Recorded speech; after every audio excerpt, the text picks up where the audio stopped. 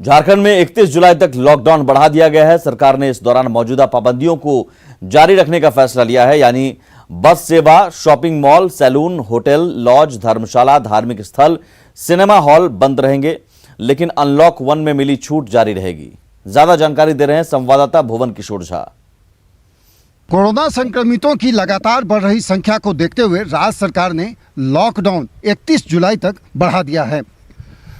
पूर्व से जो रियायतें दी जा रही थी वो लागू रहेंगी, लेकिन आने वाले जो 31 जुलाई तक का जो समय है इसमें कई सेक्टर में छूट नहीं दी गई है।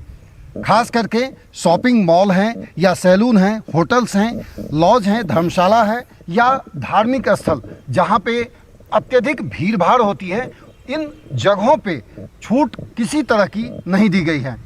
ऐसे में साफ हो गया है कि आने वाले समय में जो धार्मिक स्थलों पर जो भी आयोजनें होनी हैं उस पर बंदिशें जारी रहेगी। कैमरा पर्सन मनोज के साथ भुवन किशोर झा, न्यूज़ 18 रांची। झारखंड में कोरोना मरीजों की संख्या 2300 के करीब पहुंच गई है। 24 घंटे में राज्य में 29 नए मरीज मिले हैं, जबकि पिछले 24 घंटे में 42 मरीजों ने कोरोना को मात दी। ज्यादा जानकारी दे रहे हैं संवाददाता उपेंद्र कुमार। शुक्रवार को राज्य के 12 जिलों में कोरोना के 29 नए केस मिलने के साथ ही राज्य में कोरोना पॉजिटिव की संख्या बढ़कर 2294 हो गई है। अगर जिलावार आंकड़ा देखें तो शुक्रवार के दिन हजारीबाग में 5, बोकारो में 1, देवघर में 3, चतरा में 2, धनबाद में 3, दुमका में 3, पूर्वी सिंहभूम में 2, गिरिडीह में 6, गोड्डा में 1, कोडरमा में 1, पाकुड़ में 1 और सरायकेला में 1 पॉजिटिव केस मिले हैं। अगर बात करें शुक्रवार को ठीक होने वालों की संख्या की तो 42 की संख्या है जो कोरोना पॉजिटिव ठीक होकर अपने घर जा चुके हैं, और इस तरह से राज्य में कोरोना के एक्टिव केस 635 बचे हुए हैं, जबकि 1647 पॉजिटिव केस ठीक होकर के घर जा चुके हैं।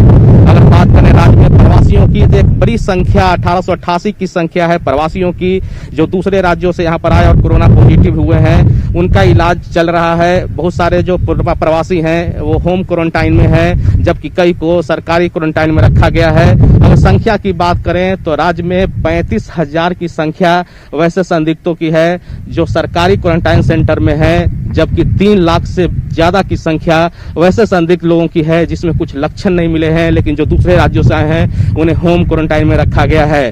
कैमरामैन राजीव के साथ उपेंद्र, न्यूज़ 18 रांची। रांची से सटे पतरातू में लाइमस्टोन का भंडार मिलने के बाद अब जल्द ही यहां माइनिंग का काम शुरू होगा। इसके लिए जल्द ही ऑक्शन की प्रक्रिया शुरू हो जाएगी। हाल ही में 4 गोल्ड माइंस मिलने के बाद अब लाइमस्टोन का भंडार मिला है। रांची से सटे पतरातू के चूरी में 27 हेक्टेयर जमीन पर लाइमस्टोन की खदानें मिली हैं। भूतत्व विभाग की माने तो टेक्निकल कमेटी के अप्रूवल के बाद जल्द ही इसका ऑक्शन कर यहाँ माइनिंग शुरू कर दी जाएगी। झारखंड में लाइमस्टोन है, लेकिन बहुत कम मात्रा में है। इसके पहले जिन लोगों ने लिया वो उन्होंने काम नहीं किया, वो चूँकि PL कम ML में था। इस बार हम लोग ML में दे रहे हैं, तो उम्मीद कर रहे हैं कि इसमें पार्टिसिपेशन होगा बिडर्स का। टेक्निकल कमेटी उसको जस्ट एक स्क्रीनिंग कर लेगी, उसके बाद उसको हम लोग भेज देंगे ऑक्शन के लिए। लाइमस्टोन के नए खदान मिलने के बाद अब खान विभाग की टेक्निकल कमेटी इसकी जांच कर रही है। कमेटी की माने तो पतरातू के चूरी में मिले लाइमस्टोन से सीमेंट उद्योग को काफी फायदा होगा। हमारे डिपार्टमेंट के ही पदाधिकारियों ने सर्वे कार्य किया है, ड्रिलिंग कार्य किया है, एनालिसिस कराई है। वो सारा रिपोर्ट अभी समिति के समक्ष आ गया है। आज हम लोग उसी की बैठक भी कर रहे हैं और उस पर पूरा विवेचना करके इसको भी यदि कोई कमी बेसी है तो उसको ठीक ठाक करा करके टेंडर कमेटी को हम लोग भेज देंगे। प्राकृतिक संसाधनों से परिपूर्ण झारखंड में खनिज संपदा का प्रचुर भंडार भरा है। ऐसे में लाइमस्टोन के भंडार से जहां प्रदेश की आर्थिक स्थिति मजबूत होगी तो वहीं विकास को रफ्तार भी मिलेगी। भुवन किशोर झा, न्यूज़ 18 रांची। अमर शहीद सिद्धू कान्हू के वंशज रामेश्वर मुर्मू की हत्या पर सियासत तेज है।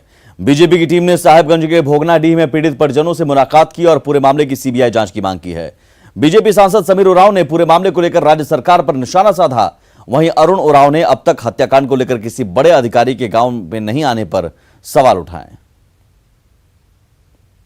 पोस्टमार्टम रिपोर्ट जब आ गया है तो आप क्यों नहीं दे रहे हैं? तब बताया जाता है कि 3 दिन पहले ही आपका पोस्टमार्टम रिपोर्ट थाने में दे दिया गया है। यहाँ जो है बरहेट के थानेदार पर सीधा हम सब टीम के लोग आरोप लगा सकते हैं कि सरकार के निर्देशानुसार इस केस को लीपापोती करने का पूरा प्रयास किया गया और ये सब सेटिंग हो जाता है तब 23 तारीख को जो अभियुक्त है, जो आरोपी है, वो उसको जो है सिलेंडर करवाया जाता है। इससे स्पष्ट होता है कि ये उनकी हत्या करने में उस सत्तार नाम का युवक का स्पष्ट रूप से हाथ है। एफआईआर से लेके अभी तक कोई सीनियर अफसर नहीं पहुंचा सर।